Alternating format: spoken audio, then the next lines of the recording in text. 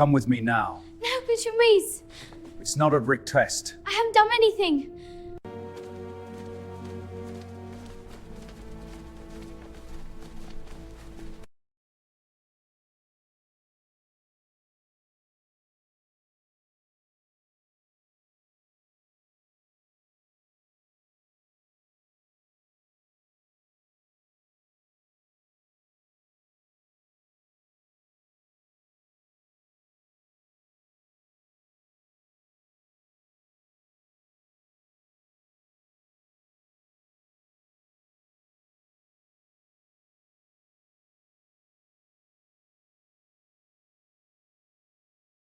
March 9th, 1945.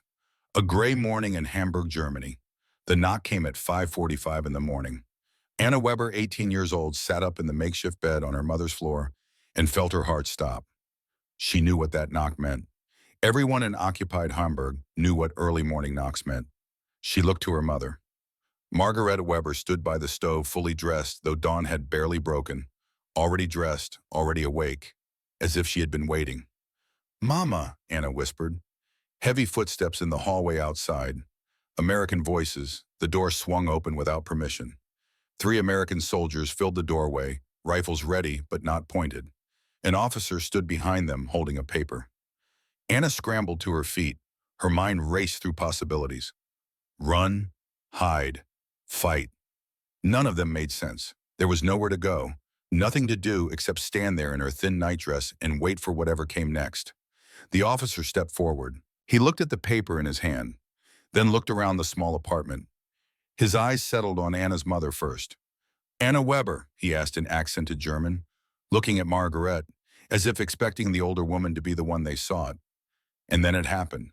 The moment that would define everything that followed. The moment Anna would replay in her mind for the rest of her life. Margaret raised her hand, raised one finger, pointed directly at her own daughter, and spoke in broken English that she must have practiced, must have prepared.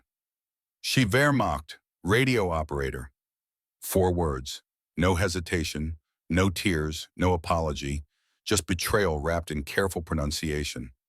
Anna stared at her mother, waited for explanation, waited for her mother to say it was a mistake, a misunderstanding, some clever trick to protect her daughter. But Margaret did not look at Anna, did not meet her eyes, just kept her finger pointed and her face expressionless. The officer nodded. "Anna Weber, you are under arrest as enemy military personnel. Come with us." Anna could not move, could not breathe, could not process what had just happened. Her mother, her own mother, had turned her into the enemy. "Now," the officer said, not unkindly, just firmly. Anna dressed in the clothes she had worn yesterday, the same clothes she had worn when she fled to her mother's apartment 3 days earlier, seeking safety, seeking protection, seeking the sanctuary that mothers were supposed to provide their children. One of the soldiers handed her a coat, an American Army coat, heavy and warm. She put it on mechanically, her body moving while her mind remained frozen on that pointing finger. That accusing hand, those 4 words. They led her downstairs, past neighbors who watched from doorways, past the burned-out building across the street, past rubble and destruction and the wreckage of a city that had been bombed into submission. A truck waited on the street. Other prisoners already sat in the back, all women, all wearing the same expression of fear and resignation and confusion. Anna climbed in. The truck started moving. And she did not cry, did not scream, did not do anything except sit there with her hands folded in her lap, staring at nothing, trying to understand how the woman who had given birth to her could have just sold her to enemies for reasons Anna could not begin to comprehend. Only later would she learn those reasons, would learn that the occupying forces offered extra rations to Germans who provided information. Bread, meat, butter, things that had become more valuable than love in a starving city. Margaret had traded her daughter for food, for a full stomach, for survival at any cost, including the cost of her own child. Anna Weber had been a radio operator for the Wehrmacht, not a soldier, not a combatant. Just a young woman who had worked at a desk in Hamburg wearing a uniform, passing messages from one office to another. She had never fired a weapon, had never seen combat, had spent the war sitting at a radio station with headphones transcribing coded messages she did not understand. But she wore the uniform, And in March of 1945, as Germany collapsed and Allied forces swept through the country rounding up anyone connected to the military, wearing that uniform was enough to make her an enemy, enough to make her a prisoner. When Hamburg fell to British forces in early March, Anna had known she was in danger. Wehrmacht personnel were being arrested by the hundreds, transported to holding facilities, interrogated, eventually sent somewhere else, where no one seemed to know, just somewhere else, somewhere that inspired terror in every rumor and whispered conversation. Anna had hidden for 2 days in a bombed-out building, sleeping on broken concrete, eating nothing, drinking water from puddles, trying to decide what to do, where to go, how to survive. And then she had thought of her mother. Margaret's apartment was still standing, a miracle in a city where entire neighborhoods had been reduced to rubble by firebombing campaigns that had killed over 42,000 civilians in 1943 alone. Anna had made her way through the shattered streets, avoiding patrols, keeping her head down, moving through shadows.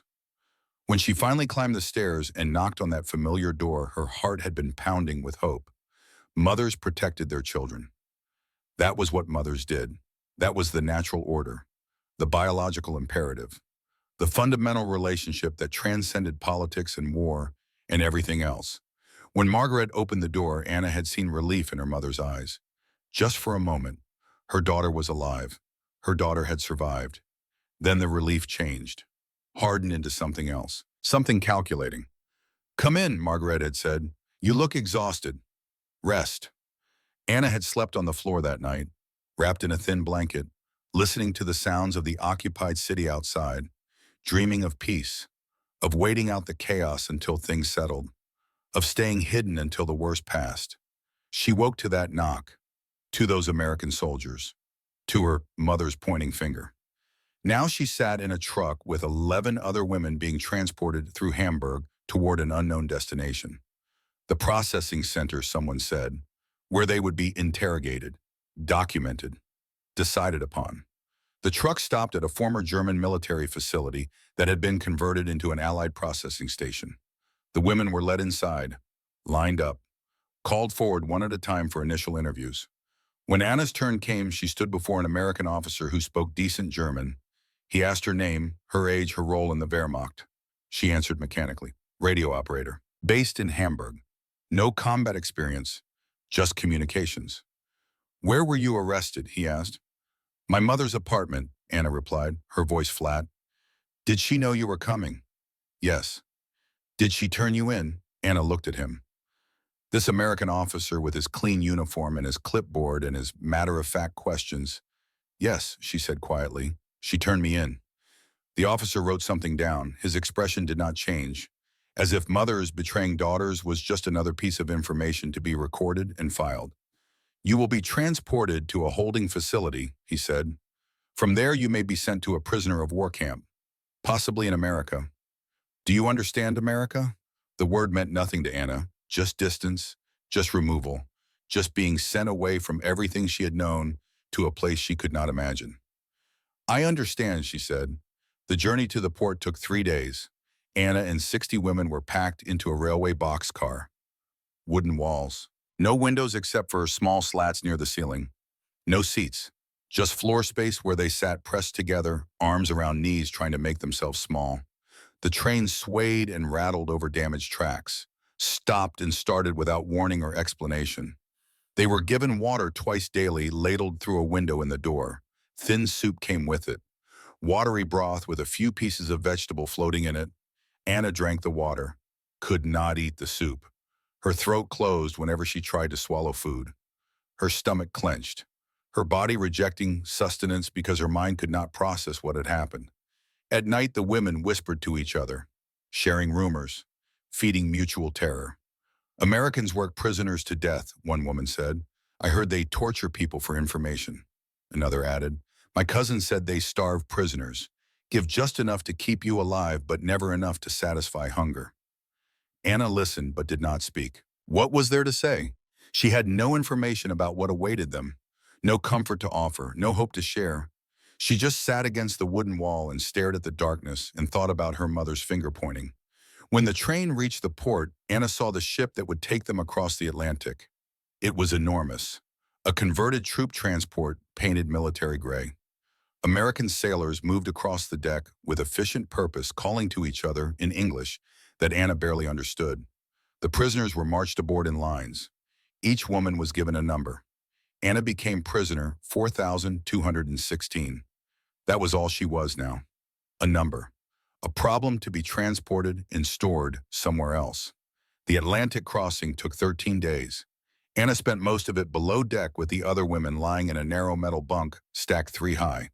The ship's engines ran constantly, a deep vibration she could feel in her bones. The air was thick and warm, heavy with diesel fuel, and too many bodies in too little space. Some women got violently seasick. Others cried at night, trying to muffle sobs in thin blankets.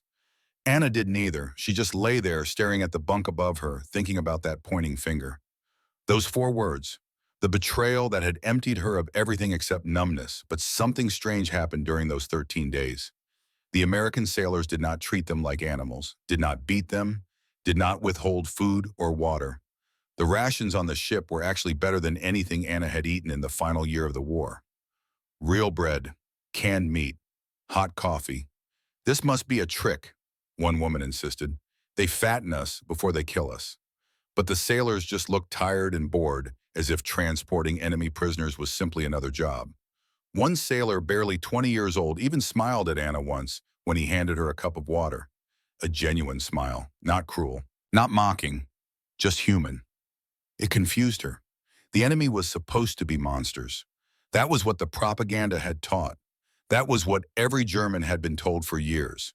Americans were barbaric savages without culture or mercy. They would torture captured Germans, would work them to death, would show no humanity. But this young sailor had smiled, and that simple human gesture created a crack in everything Anna thought she knew. When the ship finally docked in New York Harbor, Anna caught her first glimpse of America through a porthole. The skyline took her breath away. Buildings taller than anything she had ever seen, untouched by bombs, gleaming in winter sunlight. In Hamburg, entire neighborhoods were flattened. Here everything stood intact, clean, impossibly wealthy. They were marched off the ship and onto trains heading west. No one explained where they were going. No one told them what would happen next. The prisoners simply followed orders, too exhausted and frightened to ask questions. For 3 more days, Anna traveled by train through American countryside. She pressed her face to cold window glass, watching towns roll past. Small houses with yards. Cars on clean roads. Children playing outside schools. Shops with signs and merchandise. Everything looked whole, untouched, normal. How can they live like this? One woman whispered. Do they not know there is a war? But the war had never reached American soil, not like it had reached Germany. And that contrast between the ruins of Hamburg and the intact towns of America would become the first crack in everything Anna had been taught to believe about who was winning, who was strong, who was right. The train stopped at a small station. The sign read, Minneapolis, Minnesota. It was late afternoon. Snow covered everything. More snow than Anna had ever seen. White and endless and strange. Buses waited. 20 women per bus. Driven north through the snow, Anna sat by a frozen window watching Minnesota landscape pass. Forests, frozen lakes, farmhouses with smoke rising from chimneys. Everything white and silent and foreign. After 2 hours, the bus turned through a gate marked Camp Redwood, U.S. Army. This was it. This was where whatever came next would begin. The camp was smaller than Anna expected. Not some massive prison complex, but a collection of wooden barracks surrounded by wire fence. Guard towers stood at corners, but the guards looked bored, leaning against railings, smoking cigarettes.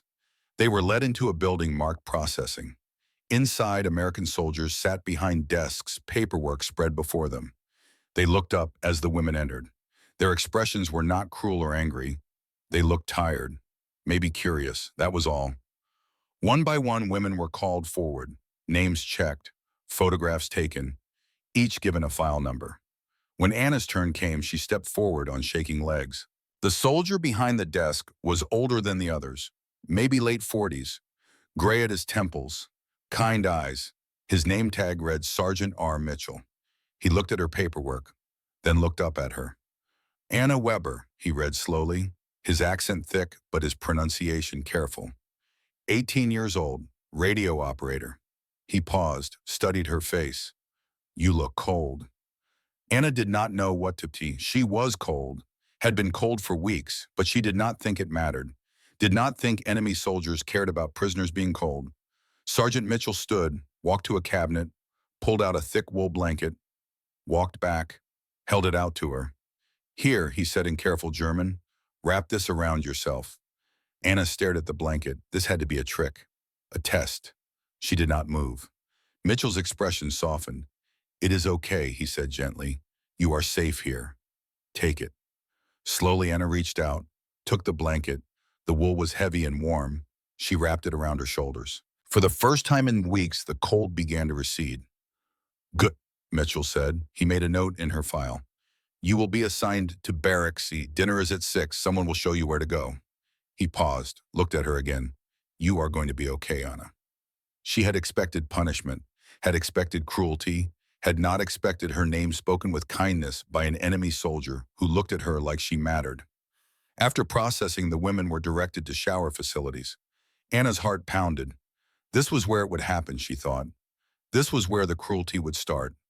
But inside the room was warm, heated by radiators along walls, clean towels hung on hooks. A female American officer stood waiting her uniform, neat, her face neutral, but not unkind. You will shower here, the officer said in clear German. Hot water, clean towels, new clothes will be provided. The women exchanged glances. Could this be real? They were handed bars of soap, real soap, white and smooth, smelling like flowers. Not the harsh lye soap Anna had used in Hamburg. The showers had individual stalls with curtains. Anna stepped into one, turned the handle. Hot water poured over her head. She gasped. Actually hot. It ran down her back, washing away weeks of grime and sweat and fear. She stood there with eyes closed, letting the water run. And for the first time since her mother's betrayal, Anna began to cry. She cried silently, letting water wash away tears. She cried for the mother who had pointed. She cried for the home that no longer existed. And somewhere beneath all that pain, she cried because the enemy had given her hot water and soap. And she did not know what to do with that kindness. Did not know how to fit it into the world she thought she understood. When she stepped out, clean clothes waited. Not a uniform, but simple civilian clothes. A gray dress, thick socks, sturdy shoes, everything clean, everything whole. Dinner was served at 6 in the mess hall. The smell hit Anna first. Roasted meat, bread, real vegetables. She picked up a tray and moved through the line. A soldier put roasted chicken on her plate. Another added mashed potatoes, green beans, thick bread with butter, a cup of coffee, steam rising. Anna stared at the tray. This could not be real. This was more food than she had seen in a year. She sat down, took a small bite of chicken. The taste exploded on her tongue. Rich, savory, perfectly seasoned. She had forgotten food could taste like this. Before she knew it, she had eaten half the plate. Across the table, an older woman cried into her hands. My children are starving in Berlin, she whispered, and I am eating chicken. Anna understood. The guilt was crushing. How could the enemy feed her better than her own country ever had? How could captivity provide more comfort than freedom? This was not propaganda. This was not a trick. This was reality. And it was breaking everything she thought she knew about the world and her place in it. That night, lying in a clean bed with warm blankets, Anna tried to process what she had experienced. Instead of brutalization, she had encountered respect. Instead of degradation, she had been given hot water and soap and food. Instead of cruelty, a sergeant had spoken her name with kindness and given her a blanket. Her mother had betrayed her to these people, had turned her over, expecting them to be monsters. But they were not monsters. They were just people, tired people doing a job, people who followed rules about treating prisoners humanely. And that realization was more devastating than any torture could have been, because it meant everything she had been taught was backwards. The real monsters were not the enemies. The real monster was the system that had taught her to expect cruelty from decent people while accepting betrayal from her own blood. Anna did not sleep well that first night, but it was not fear that kept her awake. It was the slow, painful, devastating realization that her mother had sold her to people who would treat her better than Margaret ever had, and she did not know how to live with that knowledge. The first full day at Camp Redwood began at 7 in the morning. A bell rang. Anna sat up in her bunk disoriented, then remembered where she was. Around her, other women stirred. The barracks were warm, the bed had been soft. She had slept through most of the night without waking once. Breakfast was eggs toast, oatmeal coffee. More food than Anna had seen in a year. She ate slowly, her stomach still adjusting to abundance after months of scarcity. After breakfast, work assignments were handed out. Anna and several other women were assigned to the camp laundry. It was not hard work, sorting clothes, operating washing machines, hanging things to dry. The laundry room was warm and steamy, filled with the smell of soap and clean cotton. A young American corporal supervised them. But mostly he sat at a desk reading magazines. He did not yell, did not threaten, did not even watch them particularly closely, just showed them how the machines worked and left them alone to do their jobs. By the end of the first week, Anna had settled into a routine. Wake at 7, breakfast, work until lunch, more work until 4, free time, dinner at 6, evening activities in the recreation room. Sleep. It was simple, predictable, almost boring, and beneath the routine, confusion gnawed at her. She was supposed to be punished, supposed to be broken. Instead, she was doing laundry and eating 3 meals a day and sleeping in a real bed. Sergeant Robert Mitchell was everywhere in the camp. He seemed to be in charge of prisoner welfare. Anna saw him often, checking on barracks, talking to guards, making sure supplies were adequate. He learned the women's names, asked how they were adjusting, listened when they had complaints. Some women found it strange. Others found it comforting. Anna did not know what to think. 2 weeks into her time at camp, Anna was walking back from the laundry when she passed Mitchell outside the administration building. He was smoking a cigarette, watching snowfall. "Anna," he said, recognizing her. "How are you settling in?" She stopped, unsure how to respond. "I am fine," she said carefully. Her English was limited but functional. "Good. That is good." He took a drag and exhaled slowly. "You look better than when you arrived. Less scared." Anna did not know what to say. She was less scared. It was true, but that almost made it worse. Because being less scared meant accepting that this was real, that the enemy was treating her humanely, that everything she had been taught was lies. Mitchell seemed to sense her confusion. "It is okay to be confused," he said gently. "I know this is not what you expected. But we are not monsters, Anna. We are just soldiers doing a job. And part of that job is making sure you are treated humanely." "Why?" The question came out before she could stop it. Mitchell looked at her thoughtfully. "Why treat you humanely?" He considered the question.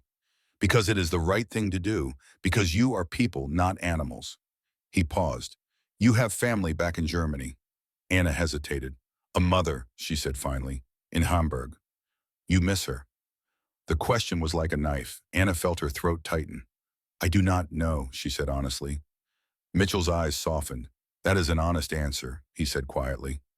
Over the following weeks, Anna found herself stopping by Mitchell's office more often. At first, just to ask practical questions. Where to get extra blankets, when mail might arrive, how to request books from the library. But gradually the conversations became deeper. One cold December afternoon, Mitchell found Anna sitting alone in the recreation room, staring out the window at snow. He sat down across from her. "Christmas is coming," he said. "First one away from home, I imagine." Anna nodded. Christmas had always been her favorite time of year. But that was before. Before the war. Before the betrayal. Before everything fell apart. "We are planning a small celebration here," Mitchell continued. "Nothing fancy. A tree, some decorations, maybe some carols."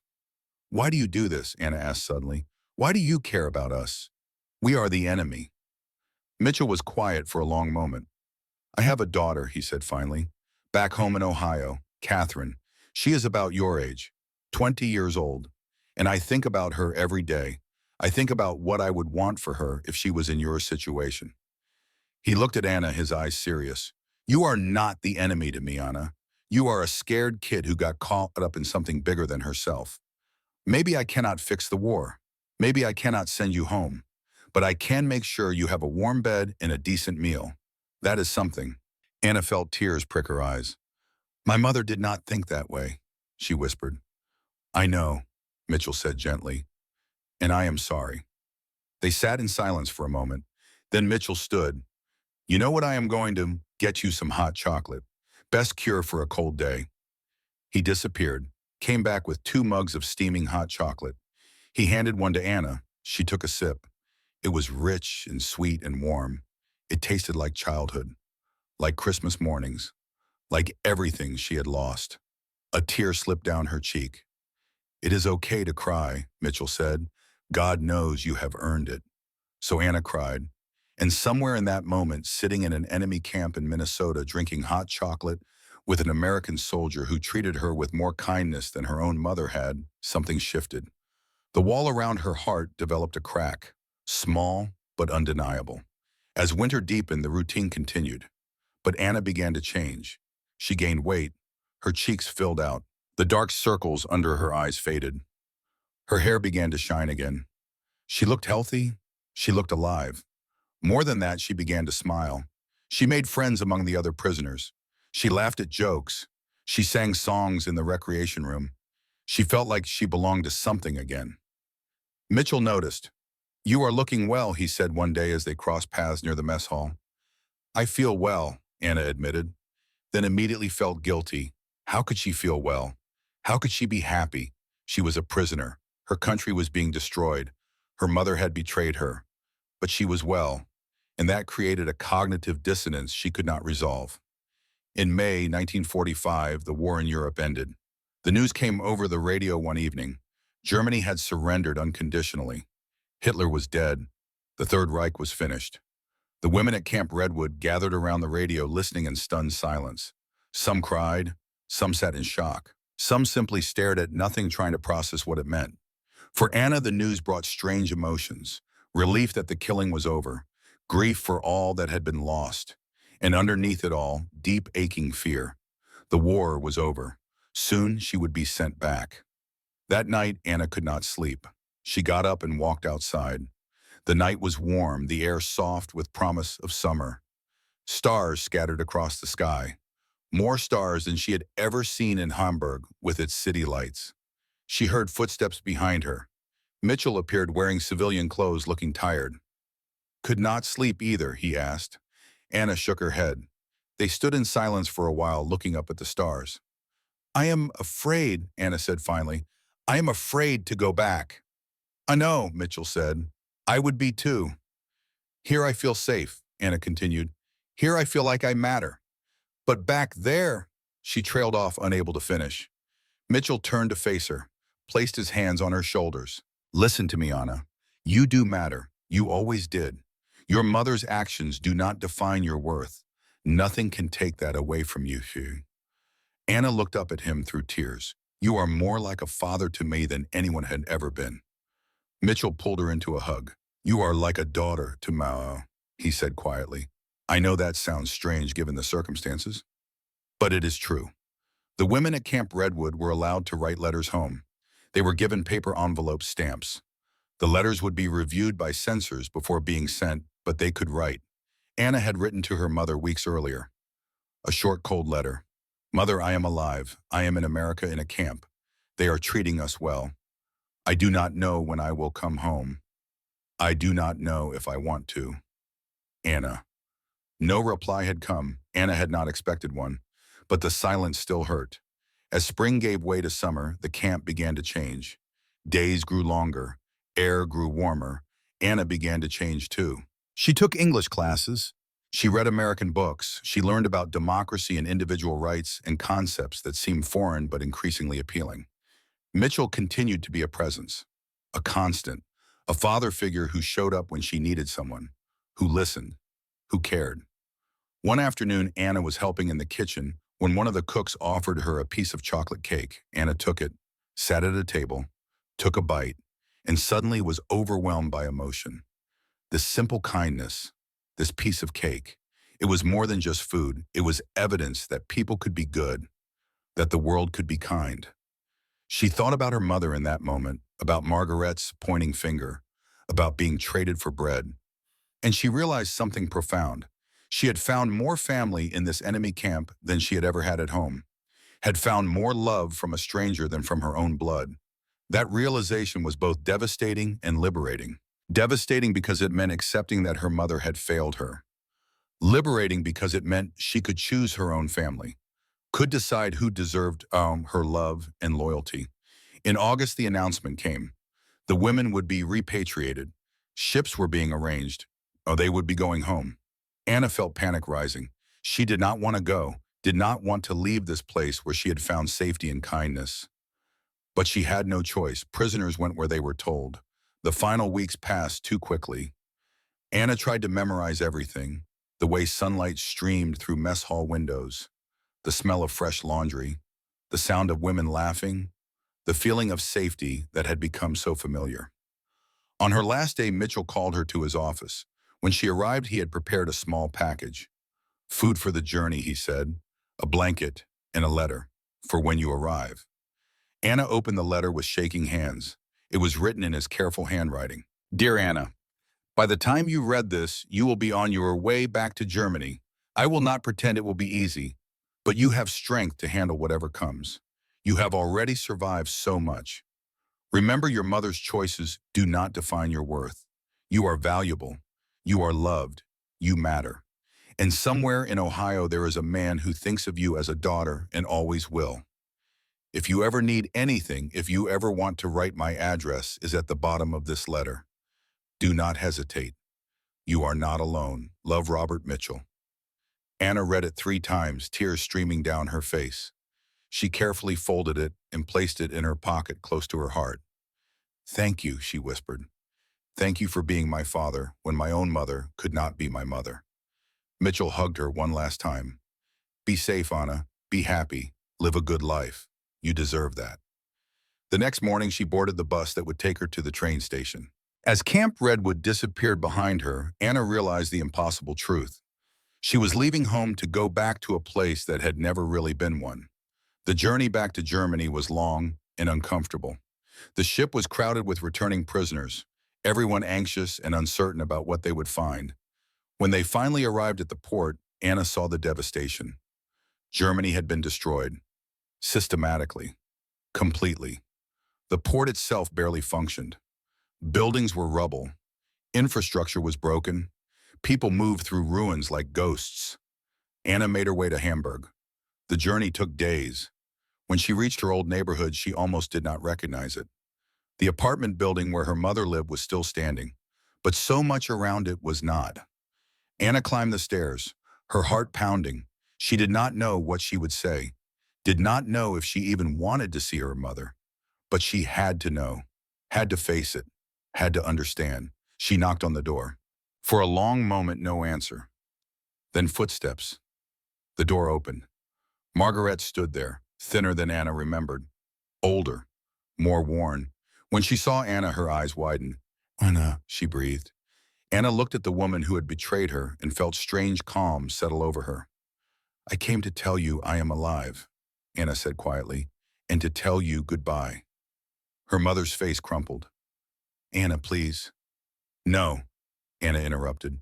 You made your choice. You pointed at me. You turned me in.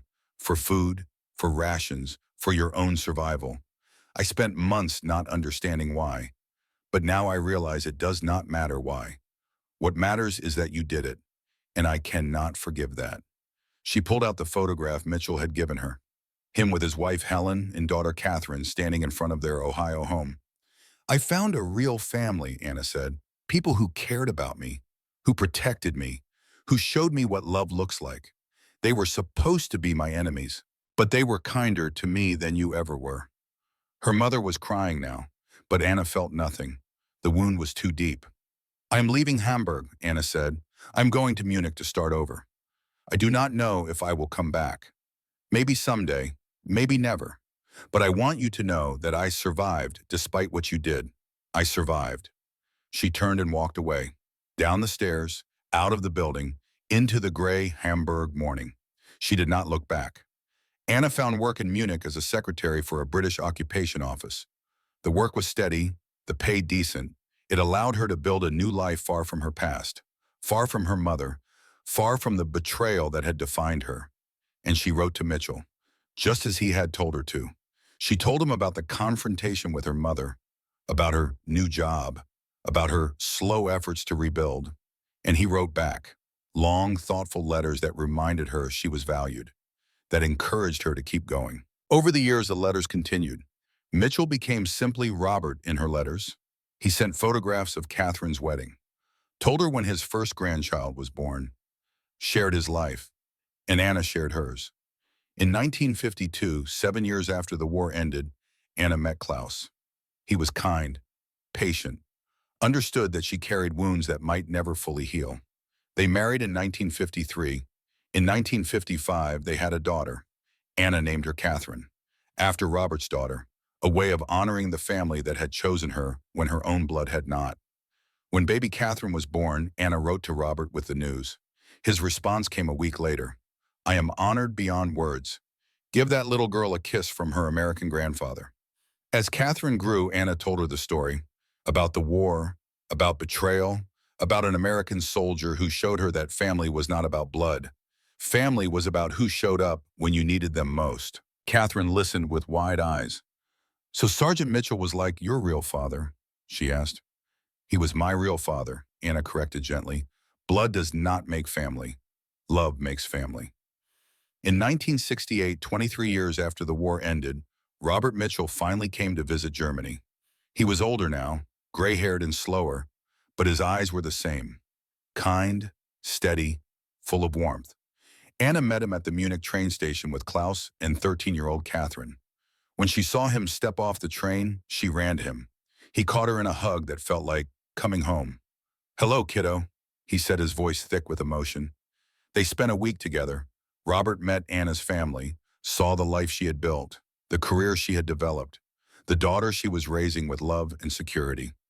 One evening, sitting in Anna's small apartment, Robert held young Catherine on his lap and told her stories about her mother at Camp Redwood, about the scared girl who had arrived expecting monsters, about the hot chocolate on a cold day, about the transformation he had witnessed.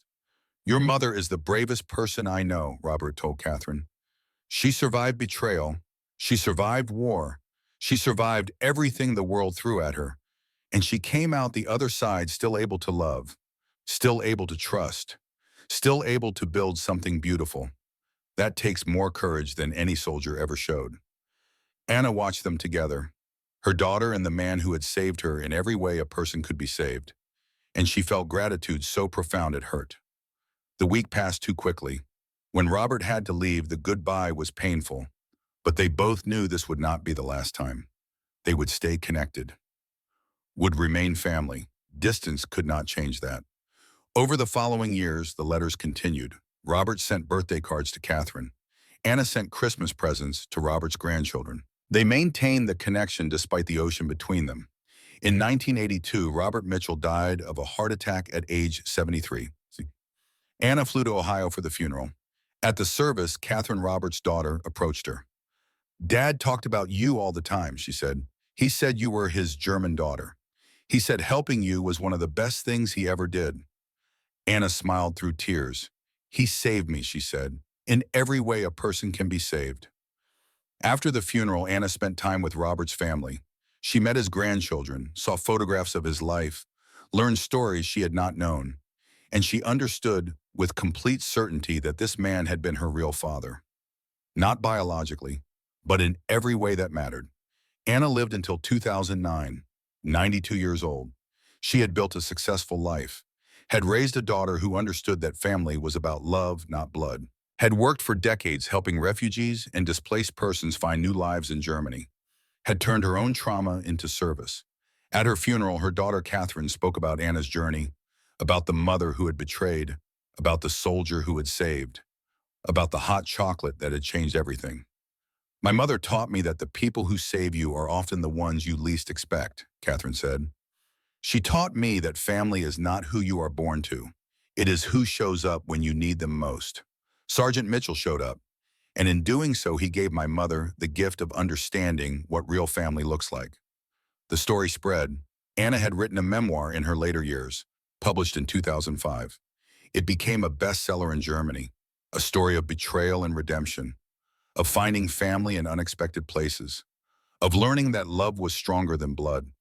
Historians studied Anna's case as part of the larger story of German prisoners of war in America. Over 425,000 German POWs were held in the United States during World War II. The vast majority were treated according to Geneva Convention standards, fed adequately, housed humanely, allowed to work for wages, given medical care. It was policy, deliberate, America's quiet answer to tyranny, not cruelty for cruelty, but decency in the face of hate. Anna's story became emblematic of that larger truth, that sometimes the most powerful weapon is not violence but kindness, not a bullet but a blanket, not punishment but a cup of hot chocolate offered to a frightened girl far from home. Her memoir ended with these words, "I learned that family is not about blood. It is about who shows up, who cares, who treats you like you matter. My mother gave birth to me, but Robert Mitchell made me human again. He showed me that I deserved kindness, that I was worth saving, that my life had value. I named my daughter after his daughter because I wanted her to carry that legacy, the legacy of chosen family, the legacy of love that transcends nationality and war, and everything that tries to divide us. To anyone reading this who has been betrayed by their own blood, know this: you can choose your family. You can decide who deserves your love. And sometimes the people who save you will be the ones you least expect. The enemy who becomes a father. The stranger who becomes home. Thank you, Robert Mitchell. Thank you for the blanket. Thank you for the hot chocolate. Thank you for showing me what a real father looks like. I carry you in my heart every day, and I will carry you until my last breath. Family is not about blood. Family is about who shows up when you need them most. The book sold over 500,000 copies in Germany alone, was translated into 12 languages. Anna gave lectures, spoke at schools, shared her story with new generations who needed to hear that betrayal did not have to define you, that trauma could be overcome, that love could be found in unexpected places. She maintained relationships with Robert Mitchell's family even after his death. His grandchildren called her Aunt Anna. His great-grandchildren knew her as the German grandmother who had a remarkable story about their great-grandfather. In 2006, 3 years before her death, Anna returned to Minnesota, visited the site of Camp Redwood.